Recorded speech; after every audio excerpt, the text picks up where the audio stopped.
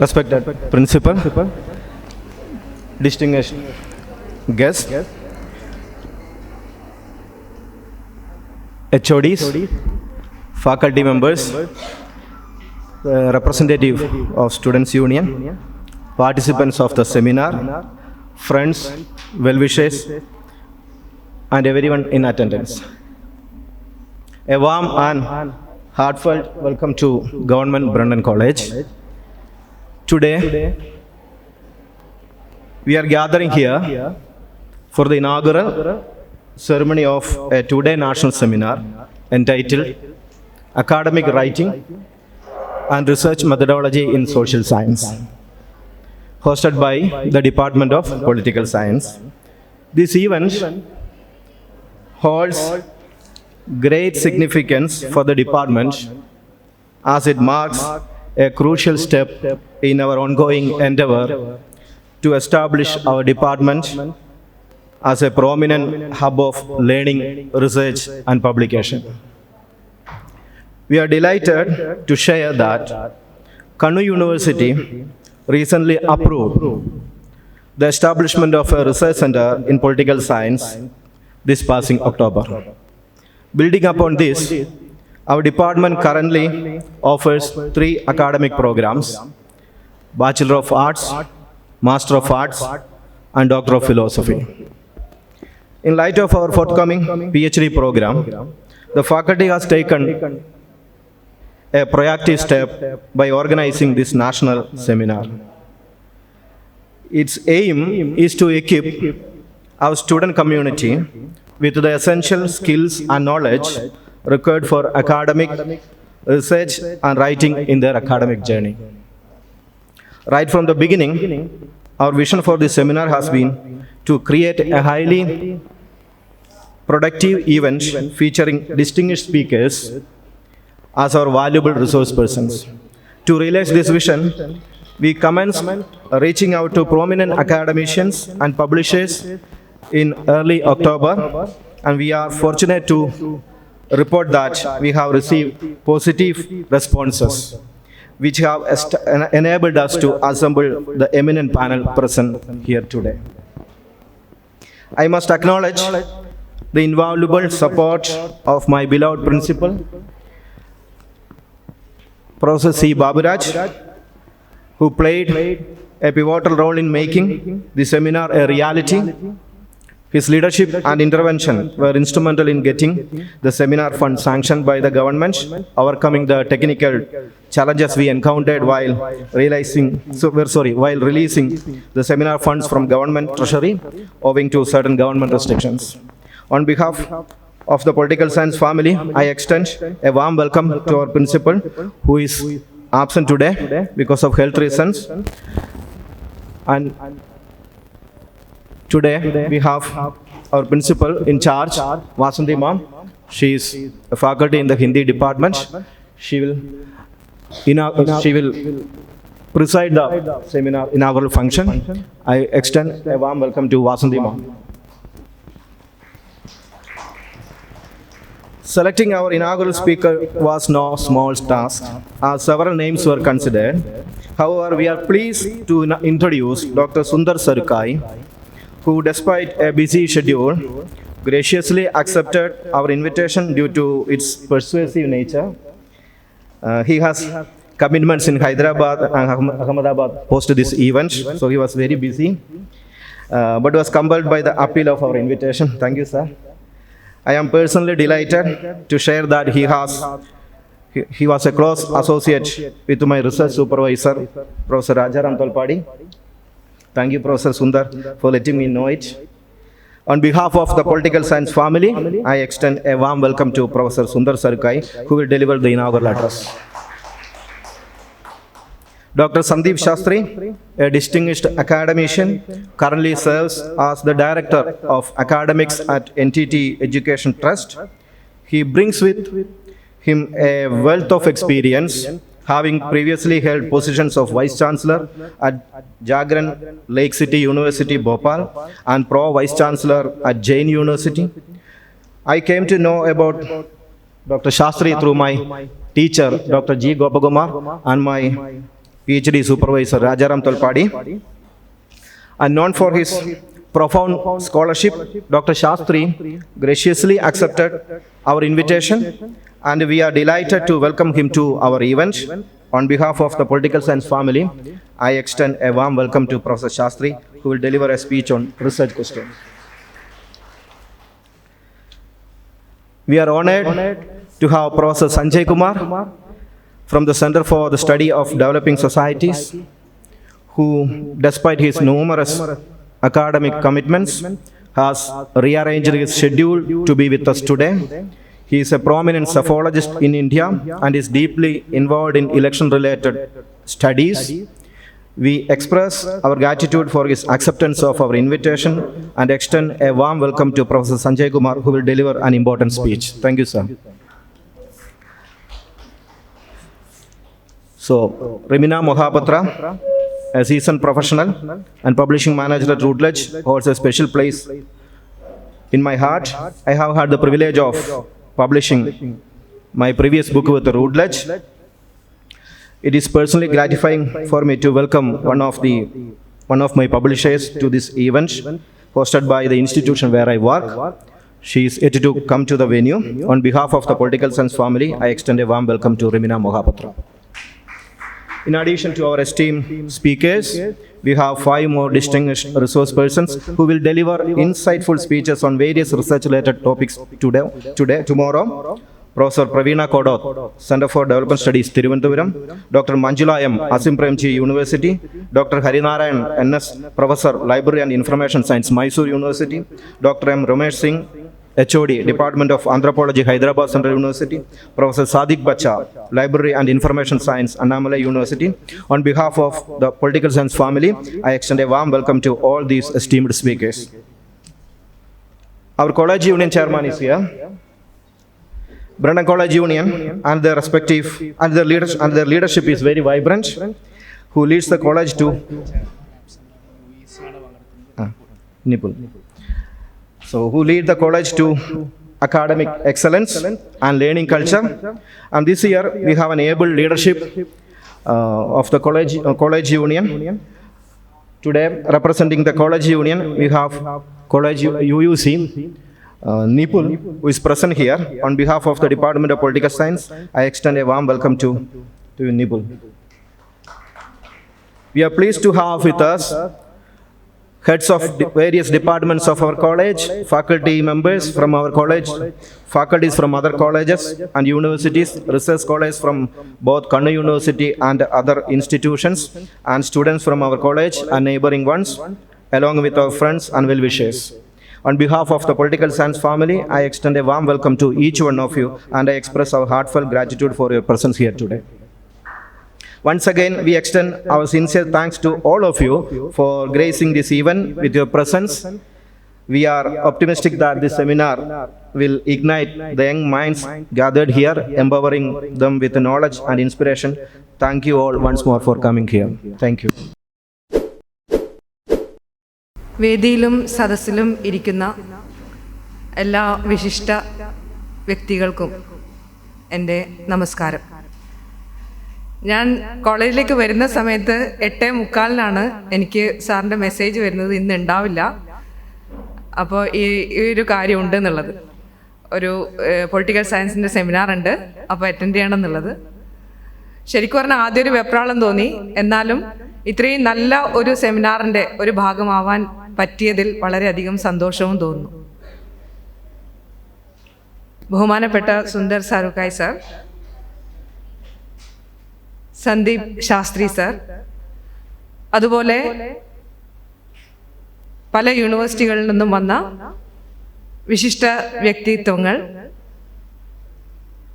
വിഭാഗാധ്യക്ഷന്മാർ, അധ്യാപകർ, പ്രിയപ്പെട്ട കുട്ടികളെ, ഇന്നത്തെ സാഹചര്യത്തിൽ നമുക്കറിയാം അക്കാഡമിക് റൈറ്റിംഗ് അതുപോലെ റിസർച്ച് മെത്തഡോളജി ഇത് രണ്ടും വളരെ പ്രധാനപ്പെട്ട 2 കാര്യങ്ങളാണ്.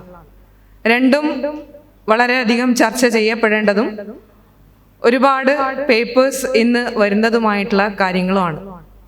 നിങ്ങൾ അറിയേണ്ടതും നിങ്ങളെന്നല്ല, നമ്മൾ ഇവിടെ ഇരിക്കുന്ന ഓരോരുത്തരും ഇതിനെക്കുറിച്ച് വ്യക്തമായി അറിയേണ്ടവരുമാണ്. ഏറ്റവും നല്ല ആളുകളെയാണ് ഇന്ന് നിങ്ങൾക്ക് ഈ സദസ്സിൽ കിട്ടിയിരിക്കുന്നത്. അതിനെ വളരെ നല്ല രീതിയിൽ തന്നെ ഉപയോഗിക്കാൻ വേണ്ടി നമുക്കെല്ലാവർക്കും ശ്രമിക്കാം. ഈ പരിപാടിക്ക് എല്ലാവിധ ആശംസകളും ഞാൻ നേരുന്നു. നമസ്കാരം.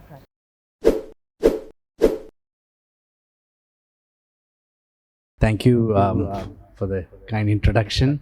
Thank you for the invitation, Dr. Biju. It's a great pleasure to be here with all of you. Thank you, Dr. Vasanthi, Professor Shastri, and our friend from the union. So it is very unique and different perspective to have union members to be part of an academic community.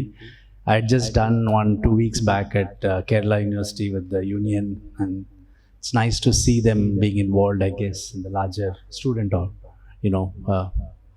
academic practices. As Biju was saying, this is an invitation which was very difficult for me not to accept, because I've heard so much about Brennan. I've had a long association with Dilip here, and I know about the philosophy department here for a long time. And in a sense, I was hoping somebody would call me to this college. But it was also the fact that, I was in the midst of other things, but I was really trying my best to come here. And I'm really glad and very fortunate that I've been able to come and be with all of you today. Because, teaching philosophy and social science in India, you cannot but encounter people from Kerala. They are there everywhere because they are the most important constituency of students in social science and humanities. And many of them come from colleges like this, and they've all enriched what has been happening in Indian social science and humanities. So, a structure like this college is such an important contribution to the domain of the larger field of social science and humanities. So I'm really privileged to be part of this and visit your college here today. When Biju talked about this conference, I thought, well, there is so much to talk about methodology, about doing research, etc. But for the last few years, I've been concerned with one specific problem. So I thought that is something which I can then share with the students here. And this is a point I've been talking to in many institutions, including science institutions, including IITs and ISERs. And this is actually about why are we doing research and what is the aim of research? I must confess that my trajectory, at least professionally, I've been within a research institute, although teaching is my most important, it's my first love. And if at all I want to describe myself as anything, I describe myself as a teacher. But it's also the fact that research has been a source of great pleasure for me. And I do what we call loosely as research. And by saying it, I want to open the question of what is it to do research. Okay, I want to think with you today on what is it to do research. But I want to start by saying it has been a great pleasurable thing. I want to do research because it's something which gives me great joy. But what is it? What is it that I mean by doing research, and why should it give me this kind of a pleasure in doing this particular act? One of the greatest struggles we have found with the many students who have been in our PhD programs and postgraduate programs has been a very simple question. Students who come in to do these programs, they come and work very hard. Some of the programs are very tough, and I'm sure all of you, even as PhD students or master's students, are, learning new things, are struggling with writing, you're struggling with understanding what these books are all about. And then you are supposed to do a research, you're supposed to write something. So we have had students who will go to the field for 3-4 years, and they have a lot of data they collect, and then they say, how am I going to write the thesis? So in fact, at some time, at the end of my, before I left NIAS, couple of years, all I taught the students there was writing. I said, forget about teaching them disciplines. They've already taught, they've done it. How? Because their question is, what do I do with all this material? What is the meaning of writing a thesis? So I'm speaking from that perspective and from the challenge which India is facing today, particularly our communities.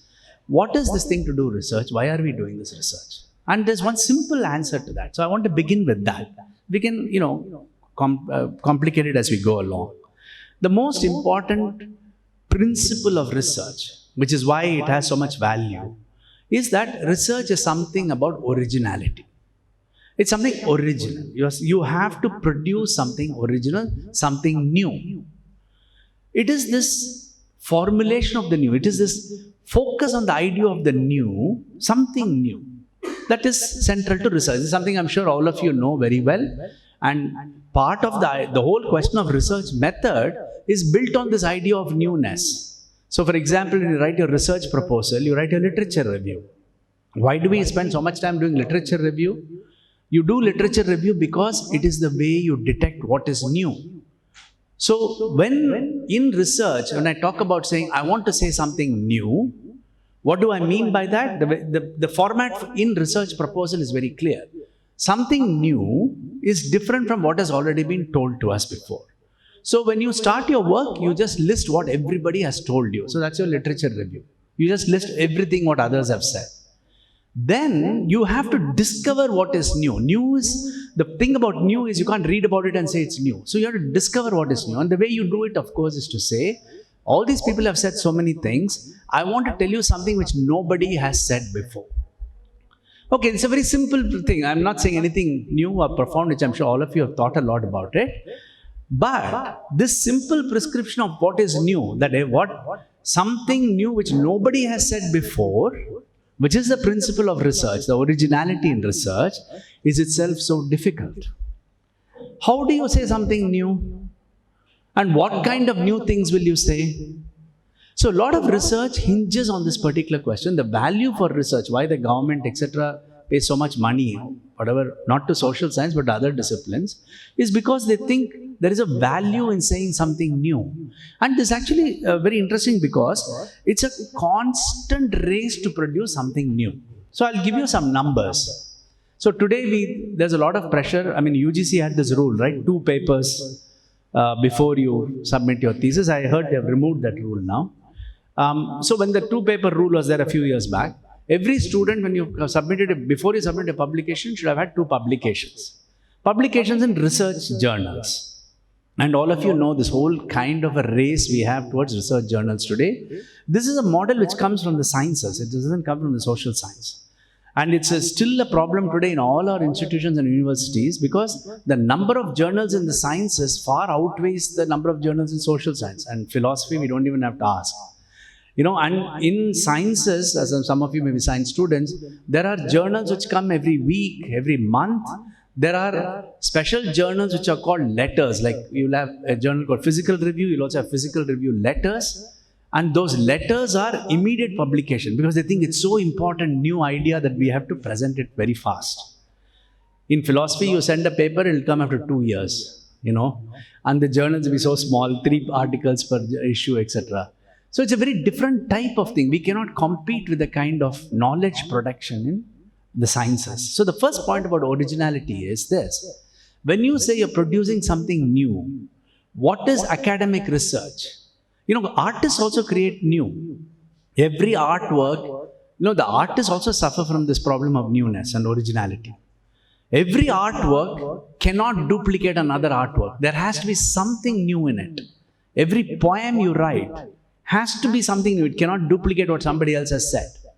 So this constant struggle to find what is new is part of so many activities. In fact, I see the most important idea of creativity in restaurant menus. You know, in cafes in Bangalore, you would earlier have some idli dosa something, right? Typical, you know, what we call darshini, stand-up tiffin joints. Now you go there, they'll give you a menu. There are hotels which have some 20 types of dosa. In Coimbatore, I found one called Dosa Palace, there's 100 varieties of dosa. The pressure of doing something new, present, you know, they have Mexican dosa, Szechuan dosa, I don't know, every kind of dosa with a name. Something you have to call because it's new. And of course, the Kerala phenomena I noticed closest is biryanis. You know, earlier one biryani was okay. Everybody knew what biryani was. Now today, Talasheri biryani, they'll tell me, oh, you haven't eaten Talasheri biryani? Then I go to Calicut, they say, oh, you haven't eaten Calicut biryani. You know, Trivandrum, another. So there is so much pressure of saying, I'm not going to do the same what others have done. So it's actually a very global cultural phenomenon, this pressure of newness. But what then is academic newness? Academic newness, newness in academic work is a production of new knowledge. That is the fundamental impulse to what we do in terms of research. You have to produce new knowledge, not just new belief, not new claims, not a new dish.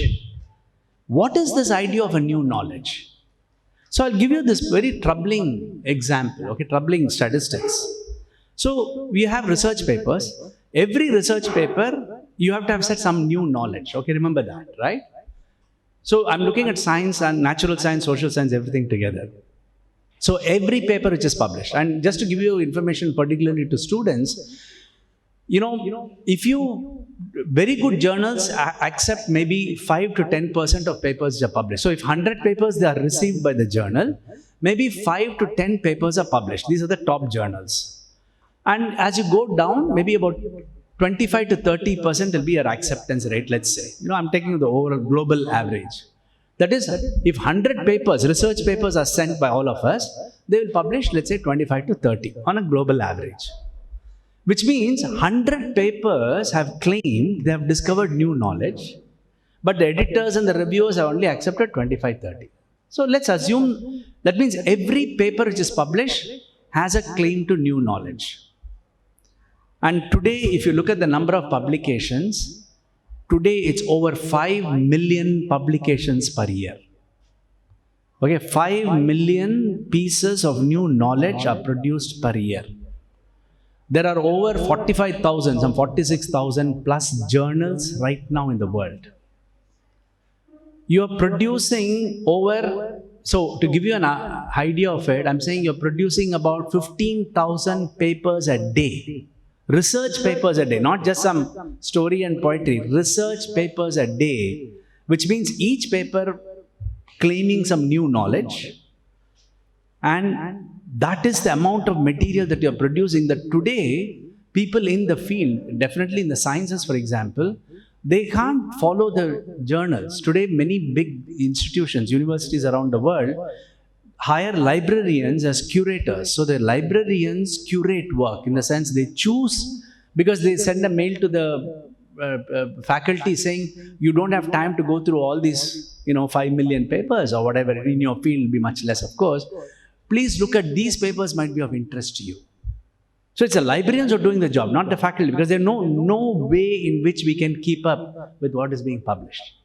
And all of them are saying new knowledge. Remember that, that's the puzzle. What are we actually producing so much knowledge? Like 5 million bits of new knowledge every year? So this is so it asks the question, what are we actually doing? In the case of social sciences, we of course now have a model of paper publishing like natural sciences, but also the question of books. So books are also very popular as a mode in which many of us write. And if you look at the books today, the publication of books per year is over 4 million. And if you look at mainstream publishers, it ranges anywhere between 500,000 to 1 million. Which means the number of new books which are being published is on the order of 1 million, if it's a mainstream, big publishers, but otherwise it goes up to 4 million. And where are we able to access these kinds of books? The kind of books which are present within, now with Kindle, with all kinds of stuff. And as somebody, if you really break down that number, what it actually means is, there are 450 titles published around the world in a book form per hour, and 8 titles per minute. So by the time I've spoken the sentence, 8 new books have been published. Okay, I'm wondering, what are we doing? What is this that we are doing? What is this new knowledge we are producing at such a rapid rate that we don't even know how to make sense of it? Today, I don't think human systems can make sense of knowledge. That's why AI is so important, or whatever. It becomes so important, but also very dangerous, of course. But the point is, it's only AI which can actually go through all these texts. There's no way we have control over the kind of texts which are being published, both in journals and in the kind of books. And therefore, it asks the question, what is this how is it that, earlier, people thought if you wrote a book, you wrote some, poem, essays, or science, or even social science or philosophy, that there has to be some creativity which is needed. Now, everybody who is a PhD student or who is in research has to be producing. And you can't be happy with one production. Today, the competition is so much that if you don't, like in science research institutes, for example, in India, or around the world, if you don't publish 3 or 4 or 5 papers a year, you won't get you are not guaranteed of your job. So with that kind of a pressure, the kind of work we are producing, is it that we have changed the meaning of creativity? Is it, the early models of knowledge production, the first scientists, the first great artists, were all people who had leisure and time to produce stories, to produce new knowledge. Today, if all of us are supposed to do it like a factory, so has creativity become a kind of a factory? In other words, we are producing creativity as a skill, which is, which we'll have to keep writing and producing and surviving within this larger environment. So, in a sense, it raises the question. I'm talking particularly with the students who are, planning to do research or in research. This is a question you're going to confront. How original should you be? What is this new thing you should say? What should your ambition be, or how can I be original? Suppose you may have, and this is a problem of the kind of pressure of reading so-called great authors. You read them, particularly in social science and humanities. The natural sciences doesn't have this problem. You read all these great authors and you say, can I ever write like them? Can I write things like what they do? And the first lesson you learn in natural sciences, forget these authors, forget this heavy presence of these people saying all this stuff. The point for you is to see what can you say about the world. Can you say something new about what you experience with the world or your stories about the world? And in that case, there is a method for originality too. So when we talk about research method, normally it's about evidence and theory and justification and observation and the link between them, etc. That's where the idea of methodology comes from. But I want to raise a larger question. Can you have a method to be creative?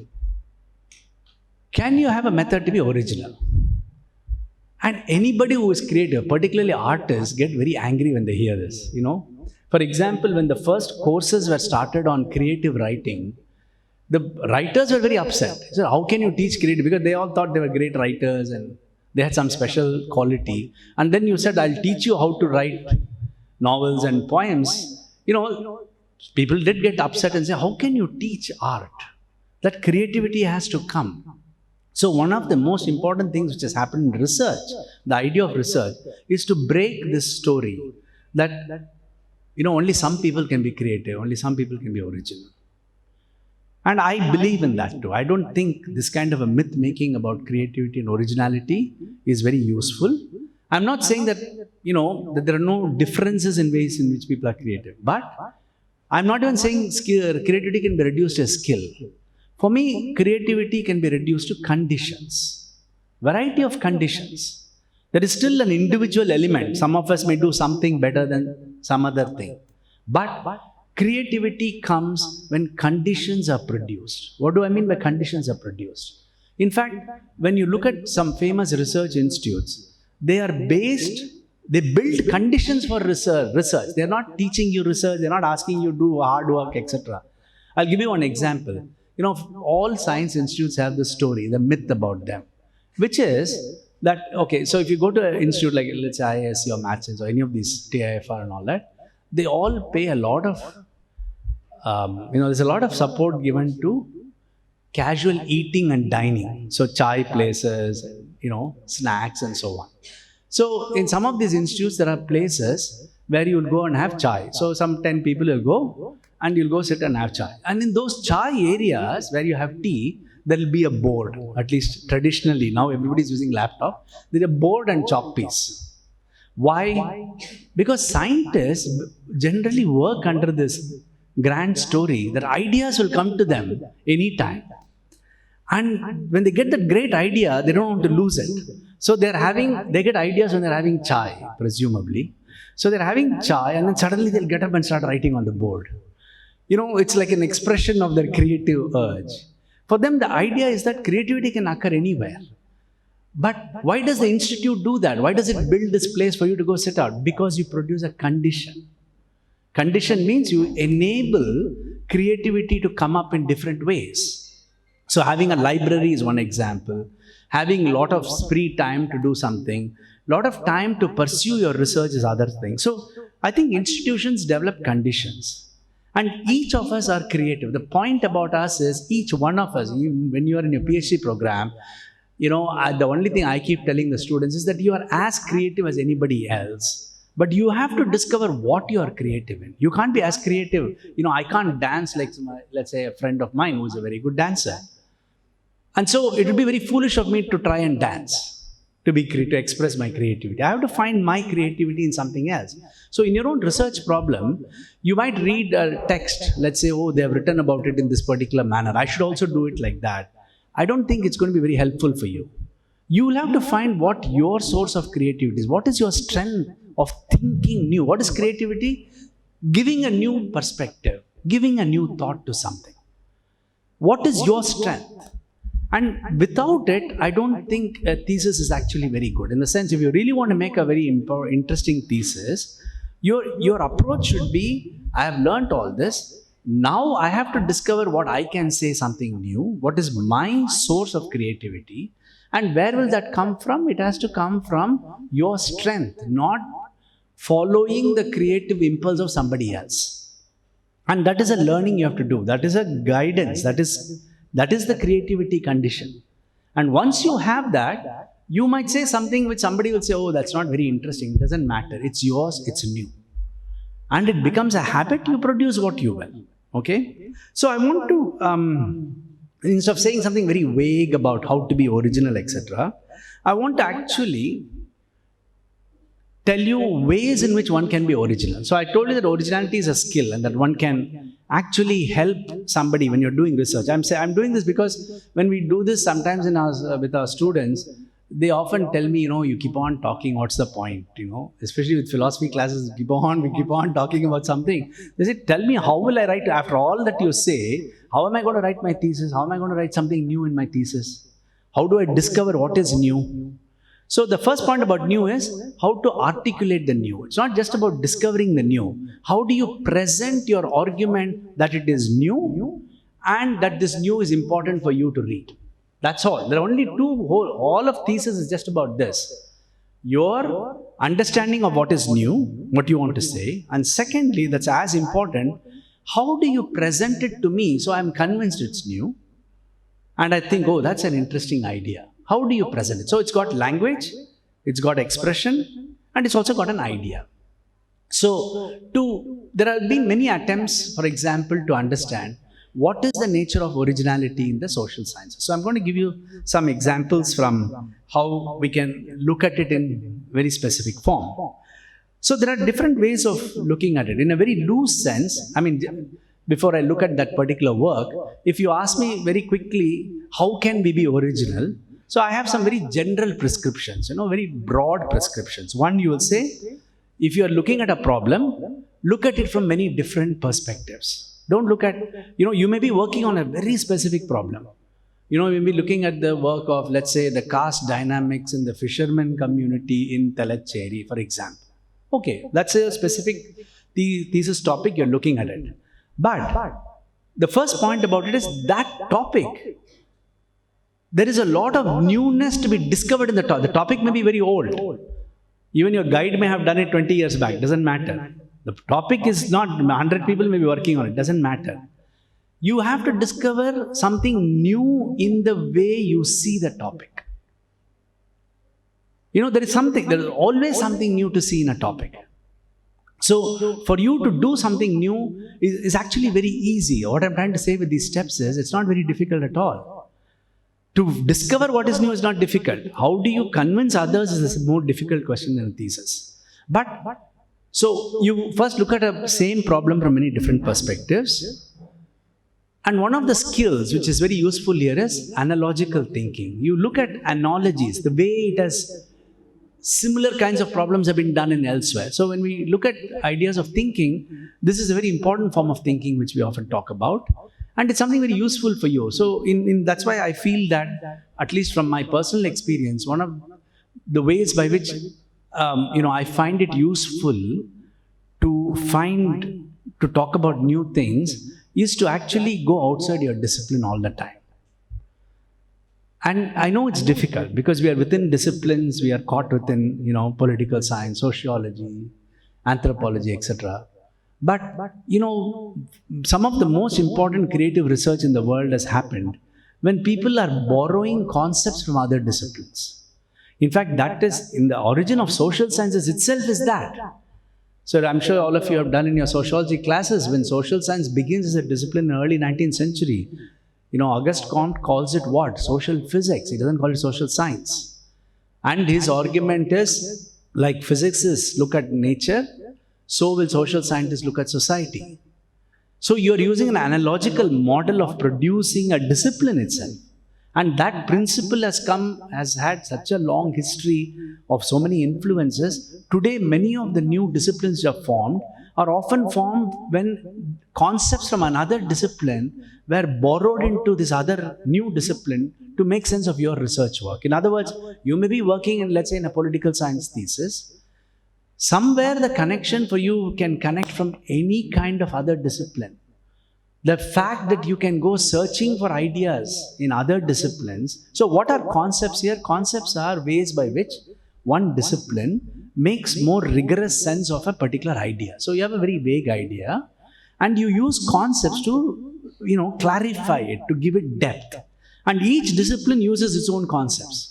That's how what you differentiate a discipline from another is a kind of concepts, the vocabulary you use.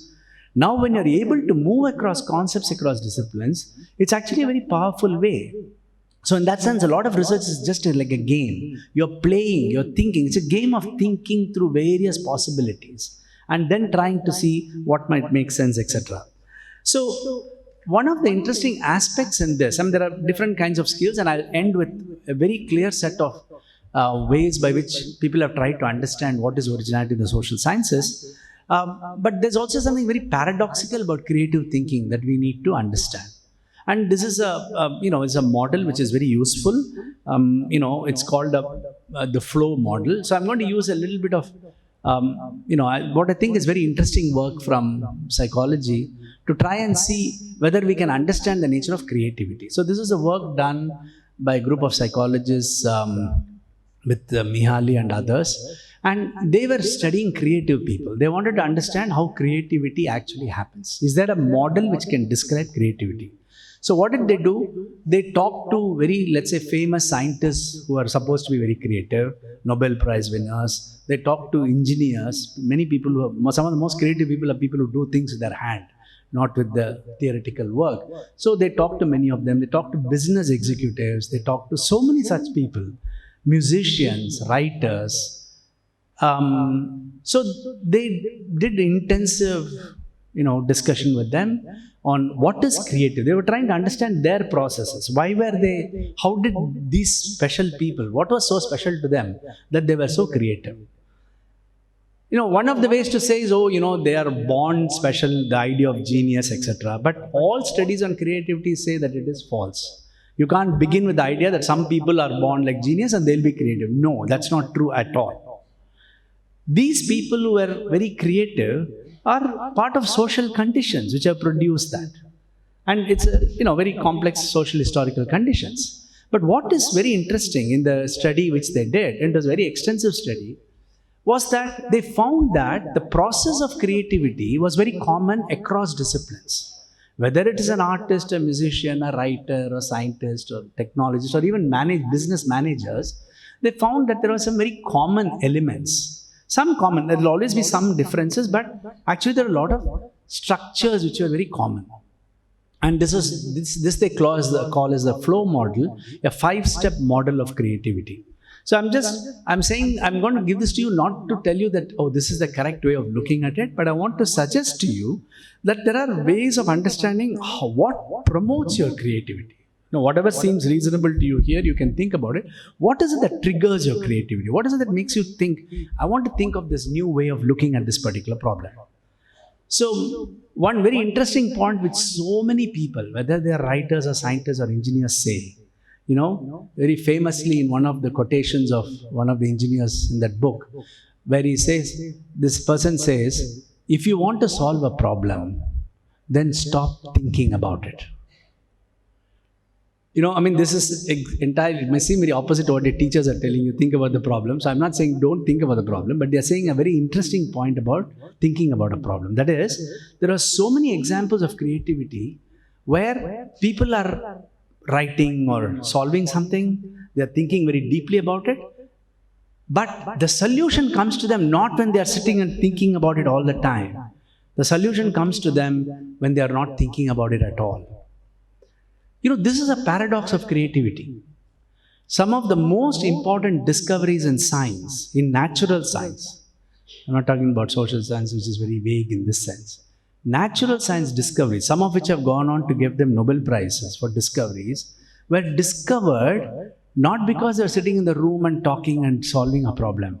They were discovered in their dreams.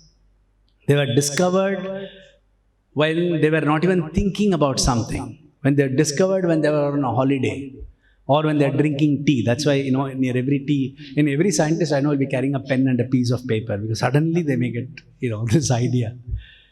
This interesting thing about creativity is some of the most important discoveries have happened that way. And there are examples of discoveries which have happened purely by accident, not through great intelligence. One of the very famous examples, there are many such examples, is a book. You go to a white book, go to Google and just put accidental discoveries which win Nobel Prize. You will see there are hundreds of them, of major discoveries, which have happened either through accidents or which have happened through you wake up in a dream and you have an idea and then you come back and then you have to work on it. So what is this process? This is something very interesting happening. Is it that your originality in research is going to come because you might then come back to me and say, well, that is the reason I sleep so much as students, because in dreams I'm getting the solution. Actually, there is a very interesting reason why this system works. And that is what this model does. So what this model says is very simple. The first stage of creativity is a stage of preparation, where you're intensely prepared. That's your literature review part, actually, where you deeply understand the problem. You first, if you're going to study a particular problem in your discipline, you just read, learn as much as you can. That's a stage of, you're setting the stage. Creativity is not about, you can't force yourself to come up with an answer, but you can force yourself to be well prepared. Okay, you're completely prepared in thinking about that problem. The second stage, and this is the most interesting stage, is what they call the stage of incubation.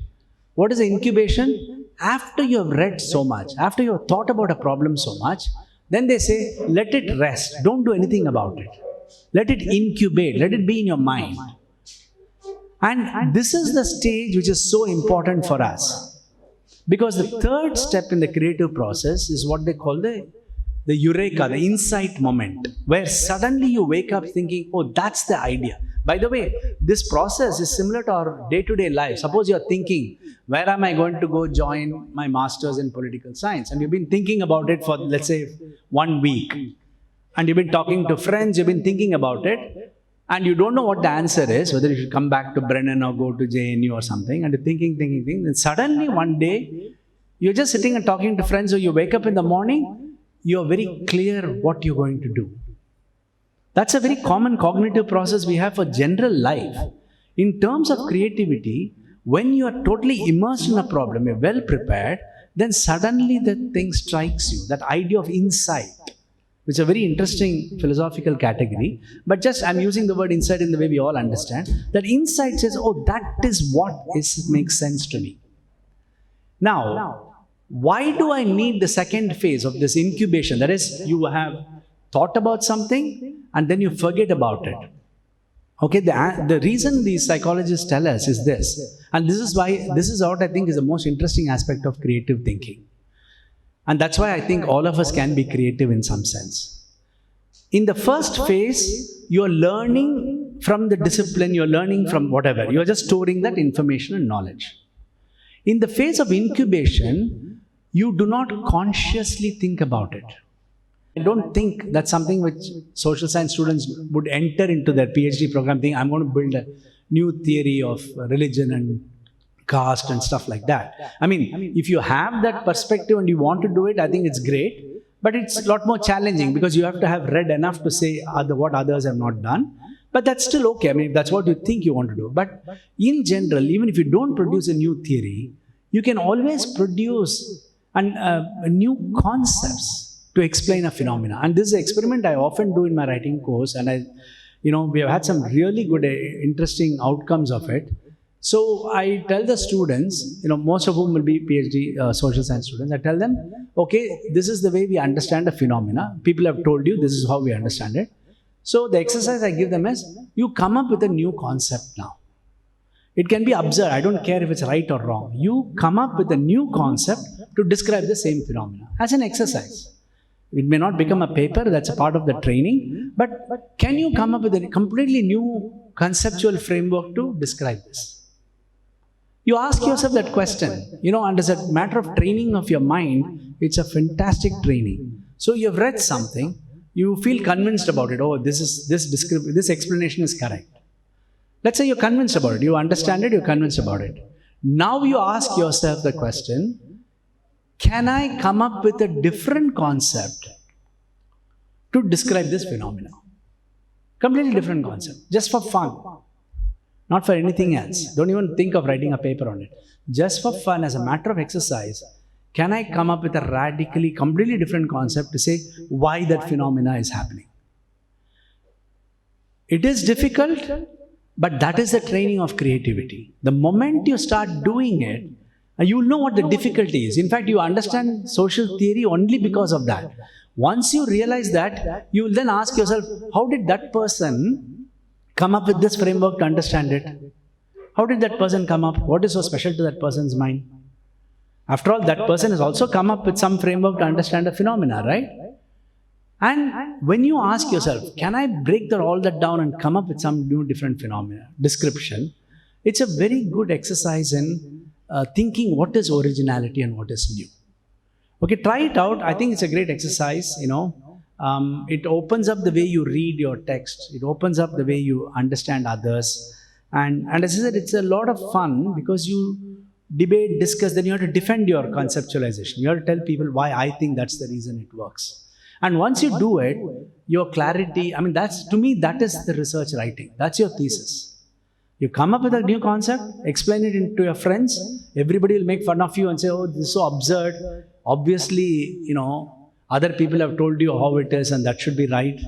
And then you come and defend it. You say, no, this is the way I want to argue for it. I'll come and defend it in front of you. That whole process is your thesis.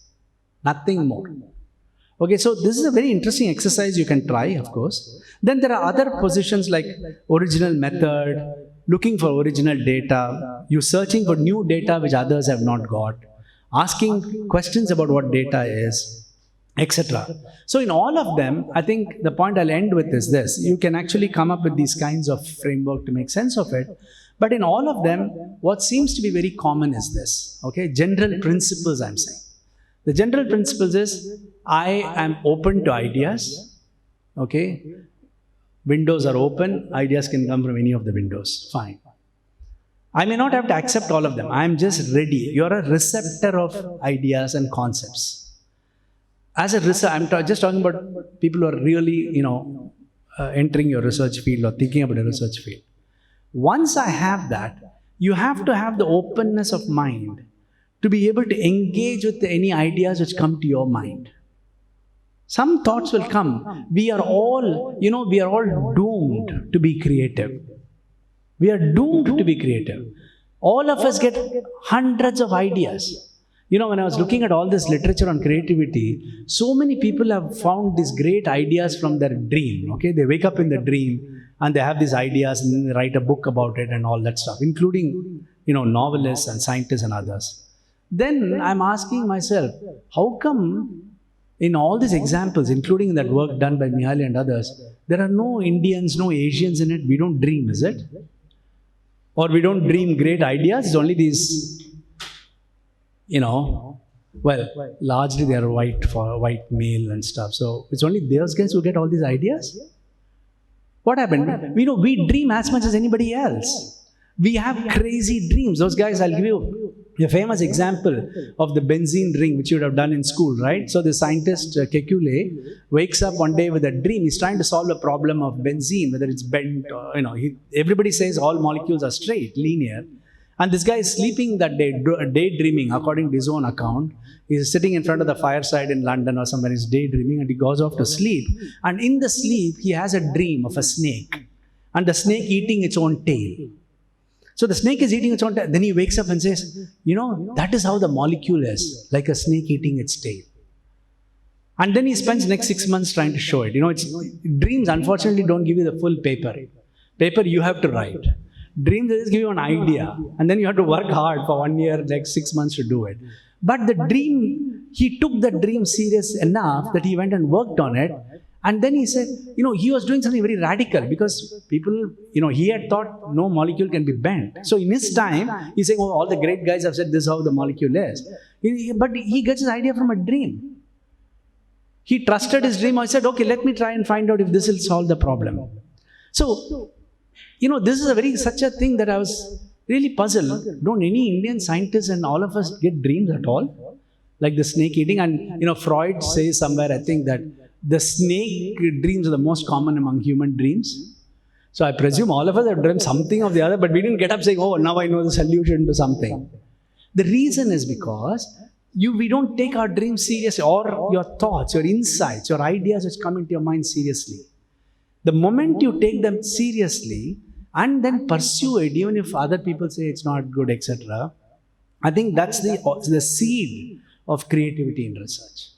It is difficult, people might make fun of you, etc., but that is the origin of, if you are thinking of really, very different, new, and at one stage when you do it, you're not really bothered what other people are going to say. You have to tune off at some level and say, okay, this is how I'm going to present it, I'm going to justify it. People may accept, people may not accept, people may attack you, may not attack you, it doesn't matter. You're doing it because you're expressing your creativity. And one of the common ways, and this is the last point I'll say, is that I find, at least from my personal experience, what is very useful is this kind of openness to ideas coming from everywhere, and being open to moving away from very rigid compartmentalizations of discipline. So people today say interdisciplinarity is very important, etc. I'm not saying there's a general prescription. I'm just saying from my own experience with all this that, interdisciplinarity is very good. That, the kind of learning you get from others is really good. After all these years of teaching philosophy, some of the most interesting things I have learned about philosophy was when I did philosophy camps for children. And everybody said, don't teach philosophy for children, they'll be bored and they won't be interested. 10-year-old kids. And after teaching philosophy so long, and I do it with these kids, there's a lot of change in the way I think about philosophy. So as long as you never know what justifies where ideas come from. So these notions of interdisciplinarity, gathering ideas, being confident of your creative impulse, that I think is one of the most important methodologies in being original and creative in your own thesis work. So I hope, somewhere, some small point of it you keep thinking about. Ask yourself constantly, what is new in my work? Why am I doing this? Why am I doing it? That itself will give you a great entry into your thesis. Thank you so much. For your enlightening keynote address, we are grateful for the knowledge and inspiration you have shared today. We are now ready to begin the Q&A session, which will last for approximately 10 minutes. We kindly ask that you keep your questions brief and to the point. Cordless microphones are available for you. If you would like to ask questions, please raise your hand and one of our volunteers will come to assist you promptly. Thanks, Sundar, for that thought-provoking or rather dream-provoking speech. When you refer to the production of conditions of creativity, I was reminded of a strange phenomenon among my colleagues here, who happen to be social scientists, researchers, and artists, writers. Many of my colleagues are very good at writing novels. Their novels are coming out now in English translation through Penguin and other publishers. But the same colleagues are not confident enough to publish their research work in translation. So when I thought about it, the point where you ended your talk, the politics of knowledge production, in our part of the world, when we are working from within social sciences and languages, there is this inferiority complex all the time that concepts will emerge somewhere else first, and once we master the concept, we can tackle the problems behind us. So the problem of language here, I would like to ask you, language being a life form, language being a form of life, the conditions for the conditions to be created for being original in our own languages. If you ask me, I would say we should remove certain hurdles first. That would be the condition. Say, this inferiority complex all the time that theory will emerge somewhere else in the West first. Then I think we should have a vocabulary in our language. We should have journals and platforms in which we talk with each other, which is not at all happening in our languages. So how would you address this issue of language? Can we be creative in English? We producers of knowledge in this part of the world. Can we be, the last question, can we be creative in English? Okay. Dilip, as always, very important questions, difficult questions. So there is a particular expectation of this academic writing, right? So, and I realized that that's something which we accept as a grammar of the community we belong to. So we belong to a community, we accept to belong to a community, and there's a particular grammar and expectation like publications, like, this kind of academic writing, etc. I also think at one level, there is something which academic writing does.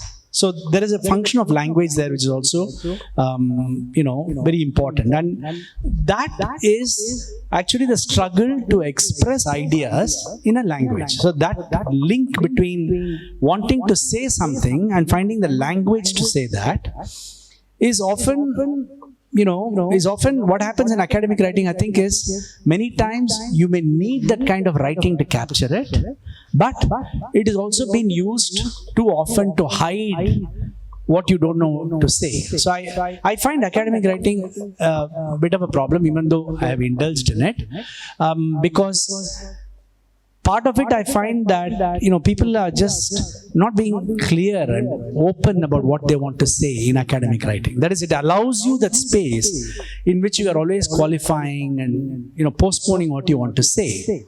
But so on the one hand, that is a problem, and therefore in my own, just to connect to my own struggles with this, so I felt that one has to write public writing in philosophy. So particularly in philosophy, I found such a big problem, especially with what is philosophy, which Western philosophers are we going to read? Are we going to be writing like Hegel and Kant and Heidegger? Then what's going to happen? And I was very worried. I remember doing a workshop in Kerala also, in that Calicut thing, I think you were also there, when somebody said, she's an English teacher, she said, in our syllabus we have prescribed Derrida. And we ourselves don't know what that text is. And how are we supposed to teach our BA, MA students Derrida? What is it? She was like totally non-pleasure. Somebody has come in BOS and said, teach these texts. There is a terrible problem in that. I agree. I really think the question of language is more deeper than political, of course. But as we were telling yesterday, everything in Kerala, any word you utter is political. But it's not more than that. It's also very corrosive. It's become that, you're coming up with students who have no idea what the texts are saying. We're just reproducing people who end up then quoting texts because they haven't understood what the texts are saying. So there was a struggle even for me in looking at that. So then I started trying to see how philosophy can be accessible. So that's why I write a lot of op-eds and newspaper pieces and so on. But then I also find, after doing that, I also discovered that there is a limit to what I can do in terms of this accessible writing. In the sense, you don't have the space to develop an argument. And that's a very big problem of academic writing. Because academic writing is not about saying something, right? I'm supposed to build an argument to support what I'm saying. And that needs space. And maybe we can have a common writing for it. And that's why I've almost stopped doing that in the last few years. So when I did my democracy book, which you know about, for me the aim was to reach the public. Because my concern was about how does the public engage with democracy. So I did struggle a lot in that because I didn't want to give in to this impulse of academic writing with references and so on, but also make it serious enough that I'm not giving my opinions about what Ambedkar is saying or what our democracy is. There had to be a far more integrated thing. I find that it is far more useful. There are a lot more people have read those books of mine. And not just reading for that, but I'm saying engaging with it because of the access of language. And this is the larger question of academic writing vis-a-vis that. And of course, when philosophy for children, I went completely opposite. I said, it is possible to do philosophy which children of 10 years old should be able to read and understand. And it needed an exercise. I'm not saying it was easy for me, but I think for me, I'm always of the firm belief that all academic writing can be transparent, can make a point, can convince you on what they are saying without hiding behind language. So that is there. But the second point you're saying about the inferiority complex is, especially with our students also, I can see it is a big problem. And I'm just reminded when you said this, Gopal Guru and my work with him, was started with his comment about empirical Shudras and theoretical Brahmins. And I've often used that to say, he was saying that, look, the Dalits are always empirical subjects, which the non-Dalits, particularly the forward caste, theorize about them. So he called it empirical Shudra, theoretical Brahmins. I've always rephrased it as empirical Indians and theoretical Germans or theoretical Americans or French. That you need their theory to understand what we are doing. So you to study caste, you're still studying Dumont, Durkheim and Weber. And I'm like, I don't understand that process at all. So I do recognize that. And I think the only way out of this is expression of questioning what theory really constitutes without giving up on the most important aspect of theory, which is an argumentative structure, a persuasive, a rhetorical function. That should be there, but it is something which has to be able to enlighten a phenomena in some sense. Fiction does that in one sense, but I think fiction does not do the theoretical jump very often. I mean, in my own knowledge, that's a question which I've tried to question, but I'm saying fiction doesn't do the theoretical jump of moving away from particulars. So it still becomes a particular story of, let's say, an individual going through it. But does it give us the capacity to be able to understand something about the nature of human condition rather than the nature of condition of that individual person? That's, literature has always struggled with this question. I'm not saying that should be the way, but I'm saying all literature has a potential. So what are we going to do with this kind of writing? Do we need this kind of analysis of social processes or stories of social processes? So while literature is being a very important role, I still think somewhere, especially in the production of new frameworks to look at the world, like new conceptual ways of looking at the world, theory has a very important contribution. And the only way to get out of the inferiority complex is to break this hold on language. Consciously, if all of us write in the way we think we want, but we are presenting a new picture of the world, when it is as legitimate as, it's more legitimate than a text which I don't understand when I read it. But the problem is, as the larger politics of it is, we don't publish this material. I mean, that is the conditions. You need conditions. This is a big problem in Indian social science. A lot of Indian social scientists cannot publish their work in major sociology journals because it doesn't fit under the global sociology journals, right? It will say, oh, that's very specific to India, so you can't publish it. Try publishing an Indian philosophy article in general journals of philosophy, it won't happen. So, but that politics we have to work within with support from all our publishers and others, to open up a space where we are able to write this and say, we are saying something new about the world. And the final point is, I come back to teachers all the time. The only people I hold responsible are teachers. Why? I'm talking about myself also. I'm not talking about, It's teachers who tell our students what to read. If I walk into my class and I give them 4 books which is of just novels in Malayalam and say, you have to read it for this course on caste I'm teaching, they will read it. But then I give them texts which I think are very important. And the text I choose are removing them, which is defining to them what serious writing is. But what if we as teachers change what we ask them to read? Would that, make a big difference? I mean, especially in social sciences, political, what kind of text are you giving them to read? We are the ones who are promoting this is the idea of theory, and read, MacTaggart, read Charles Taylor, etc. And then they read it and then they're asking, I can't, what is all this stuff and I can't write like that, etc. What if we break all that and give them, I know there are constraints of syllabus, etc. But still in terms of teaching, I really think the questions of what we get them to read opens up that space, probably, But it's a very difficult problem. Pass out, without reading an article, an original article.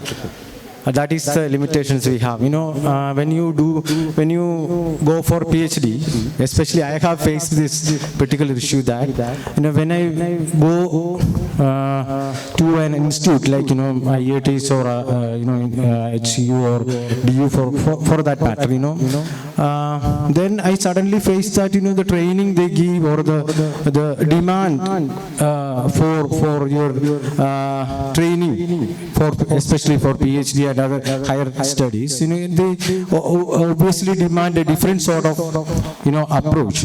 And that is why, and then suddenly you are asked to produce something which you have not been familiar with. Okay. So you should.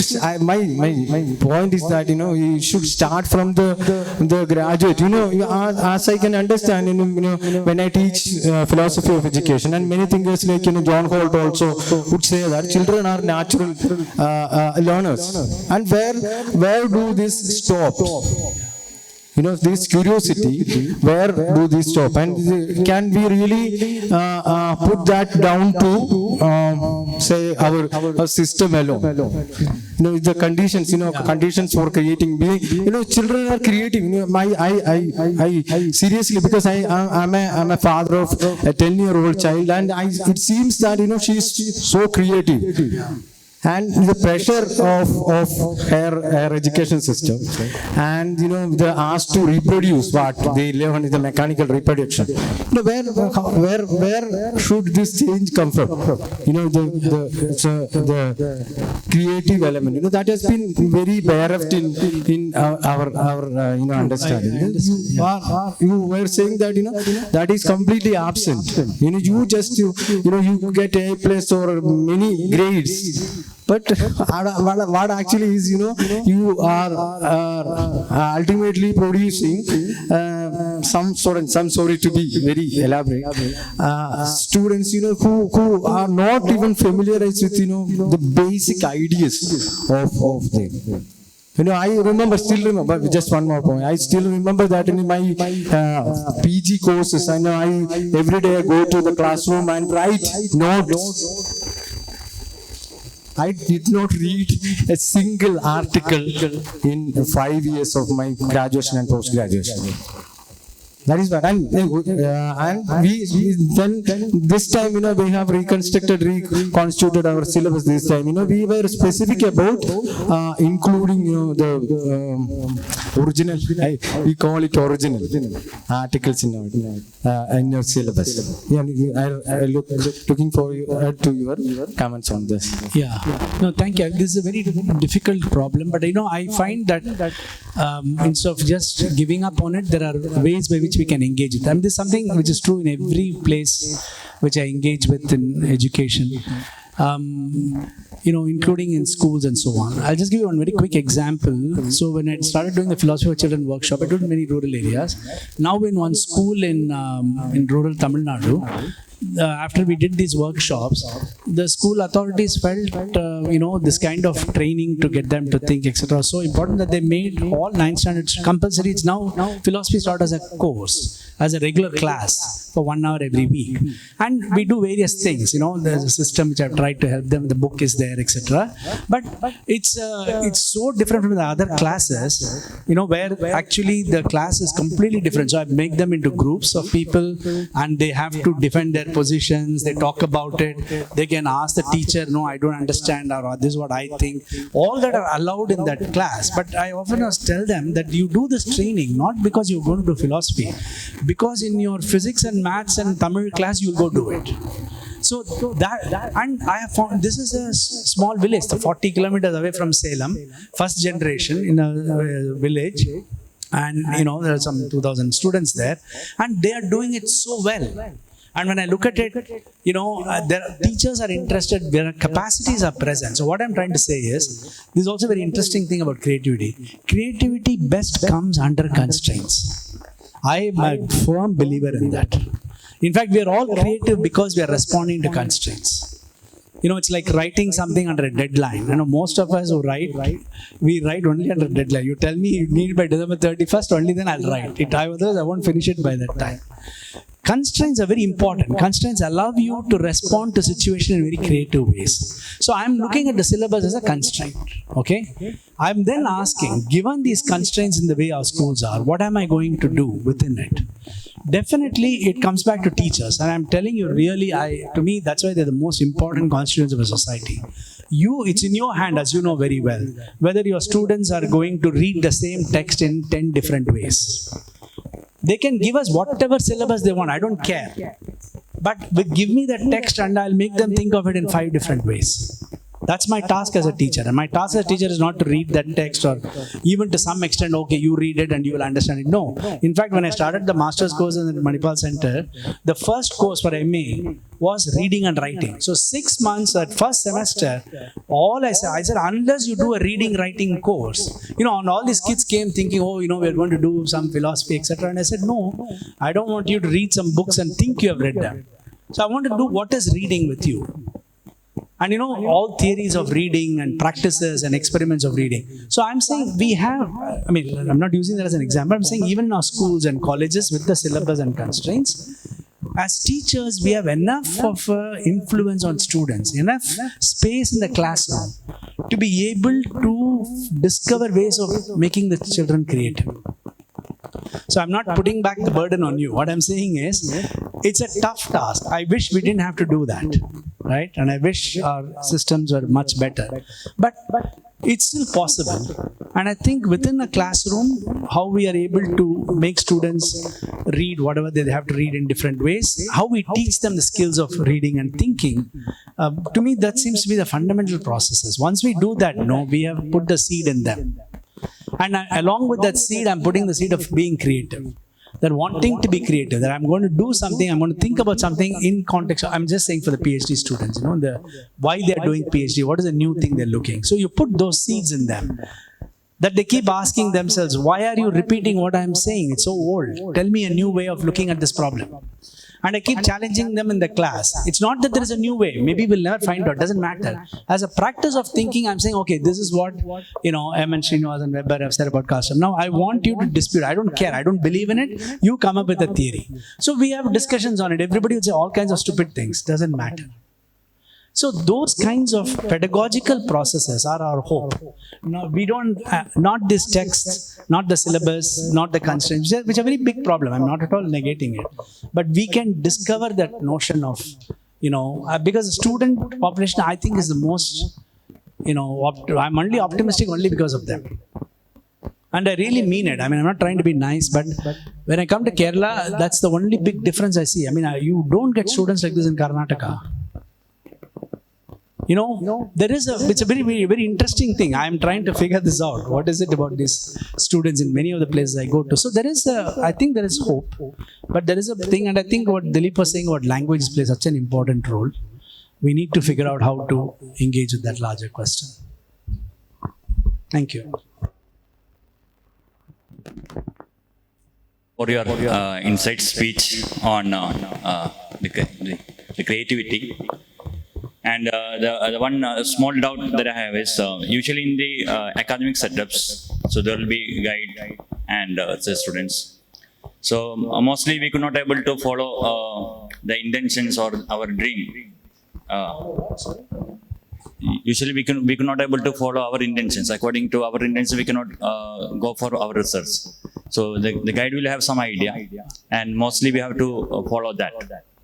So how to come up or how to break that barrier? So that is the one question, because you already said that to become more creative, we have to follow our dream, or we have to follow our internal thoughts. So that's one question. And the second question is being the faculty of science. So I heard that earlier we have the science and philosophy is very close. There is no much difference. And even some of the scientists were philosophers as well. Now, in the current scenario, these two are in different tracks. The philosophy and science are going in different tracks, and accordingly, there's some difference in the progress of science as well. Because now the science is mostly technology oriented, and there is no theories are not coming up for the I think almost a century. So I think some big breakthrough has come in the beginning of the 20th century. So after that, there is no much breakthrough also.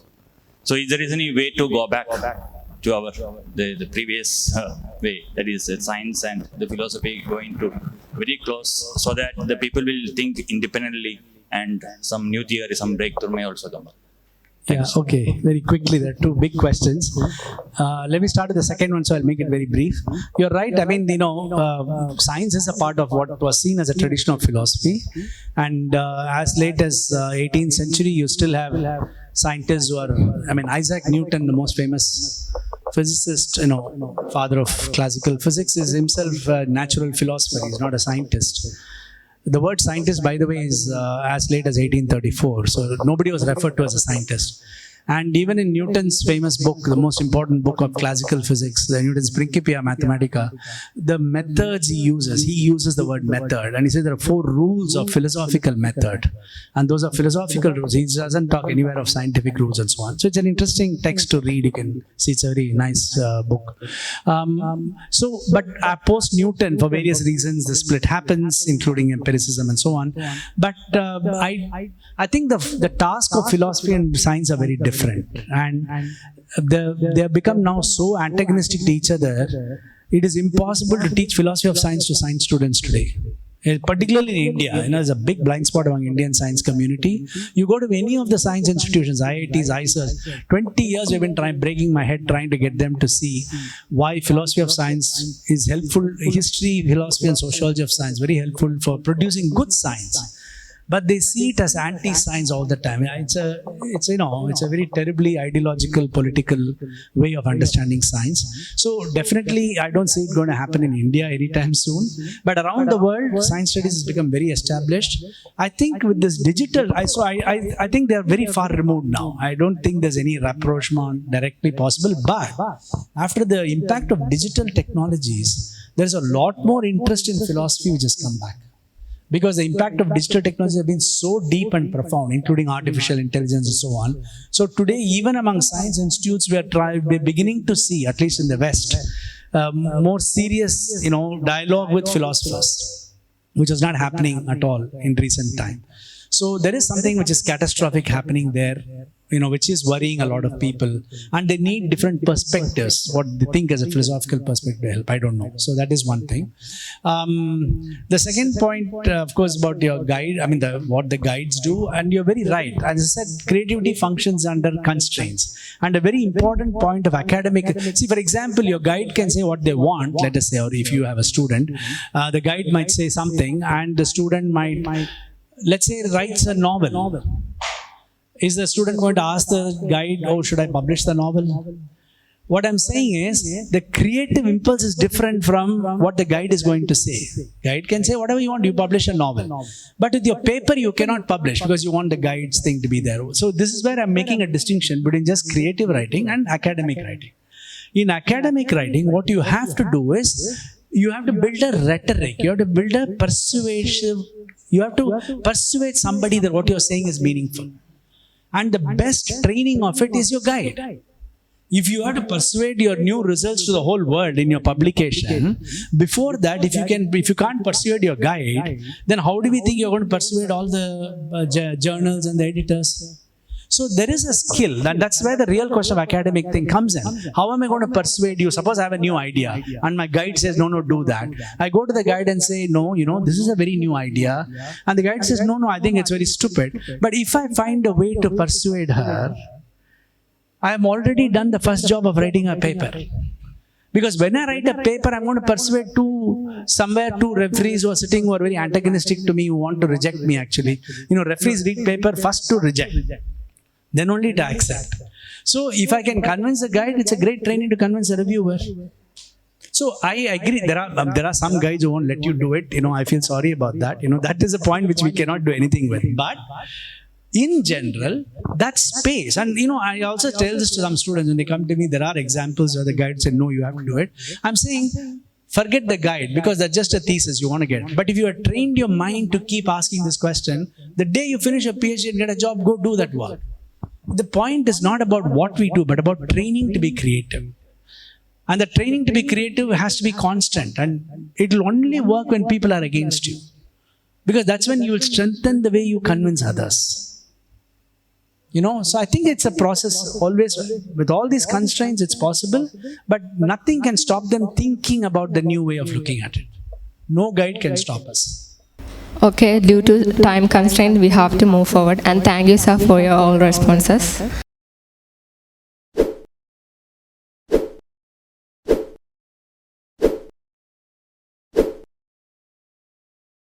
Distinguished participants in this seminar,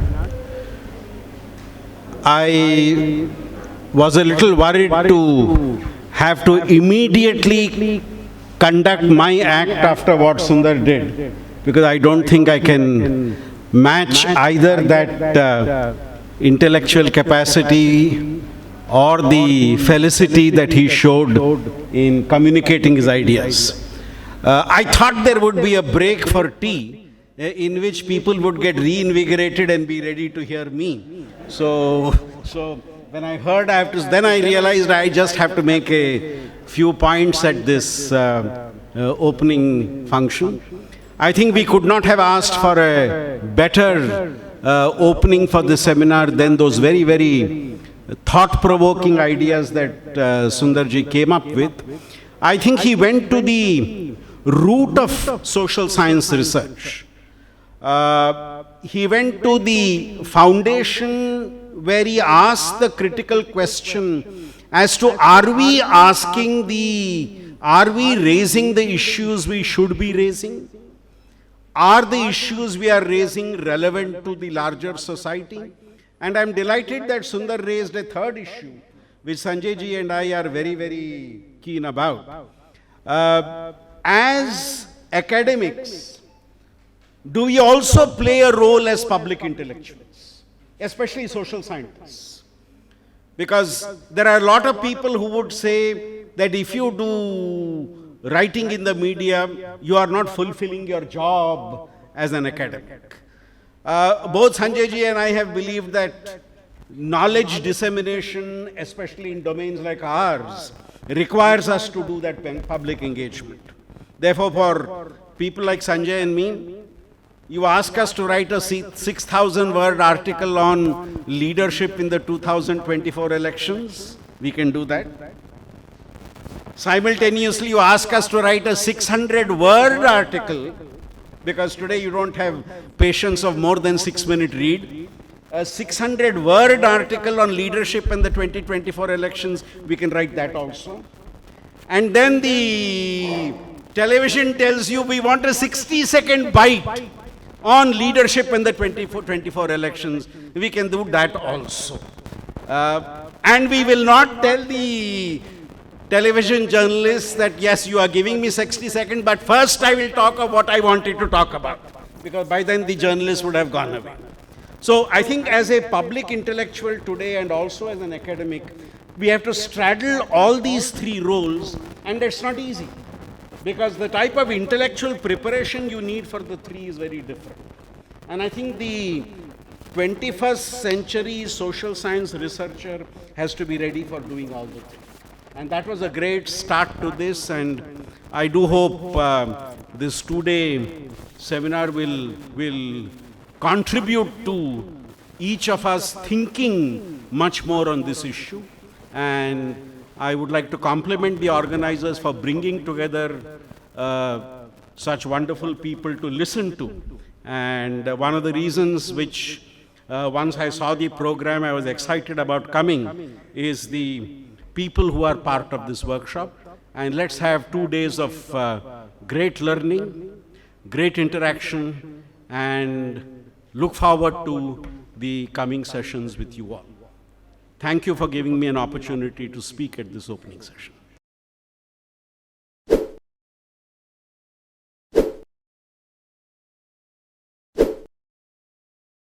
എല്ലാവർക്കും നമസ്കാരം.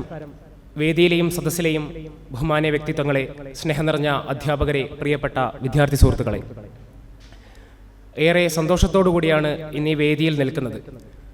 ഒരു വിദ്യാർത്ഥിയെ, ഒരു പഠിതാവിനെ സംബന്ധിച്ചിടത്തോളം ഏറ്റവും പരമപ്രധാനമായ കാര്യമെന്ന് പറയുന്നത് അറിവ് നേടുക എന്നുള്ളത് തന്നെയാണ്.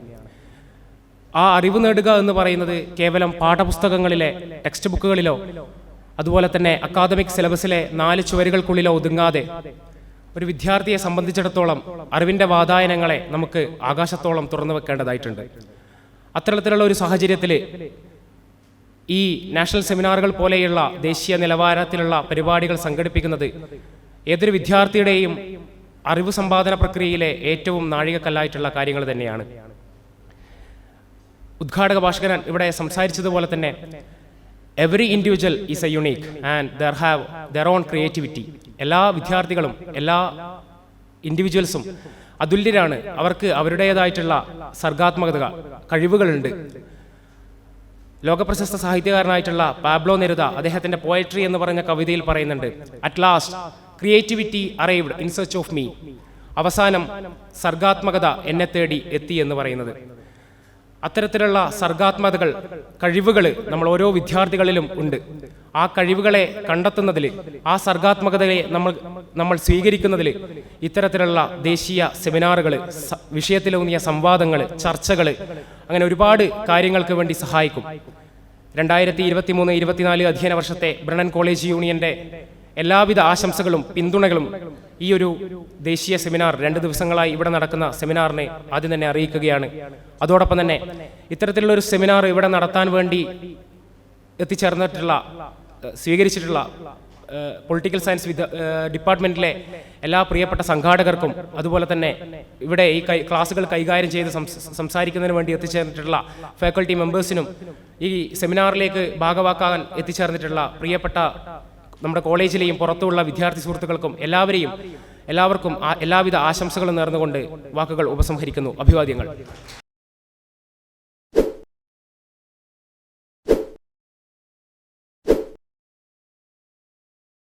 Honored Chair, esteemed philosophers, respected teachers, colleagues, and my dear friends.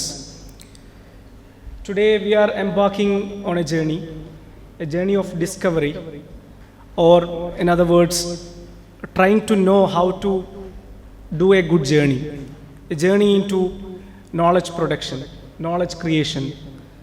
So, as we all know, to do a good research, to produce great knowledge, we need to have a good grip on research methodology. That's why we have chosen this theme as our topic.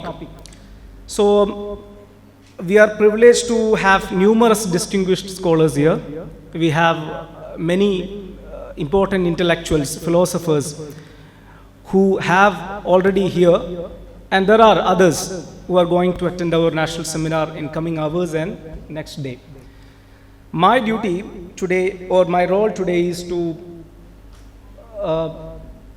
give vote of thanks to all of you, especially those scholars and intellectuals who have arrived here. So first, let me give my gratitude, vote of thanks to our eminent scholar, eminent renowned philosopher, Sundar Sarukkai sir. He has initiated a very stimulating intellectual talk, and he, in my belief, has provoked us in many ways to how to engage in research, how to create knowledge, how to be a good humankind with mind. So, sir, thank you so much for your valuable lecture. So, next we have our one of the greatest intellectual in the country, Sandeep Shastri sir. He has also spoke few words and shed some lights on what exactly Sundar Sargai sir was saying. So, sir, we are also very happy that you have come here.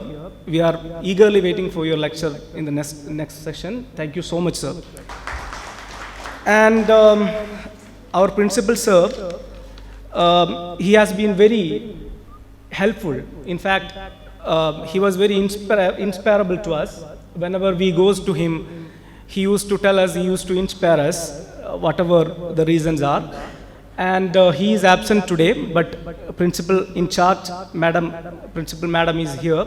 We are very much thankful. We are expressing our gratitude to the office of the principal and of course our madam principal, sir. Thank you, ma'am. Next, we have our department head, Dr. Biju PR. He spoke, he introduced this session. He delivered a welcome speech. Thank you so much, sir, for your kind words. Our union representative, quoting Neruda and all, he gave a wonderful speech here, felicitating us.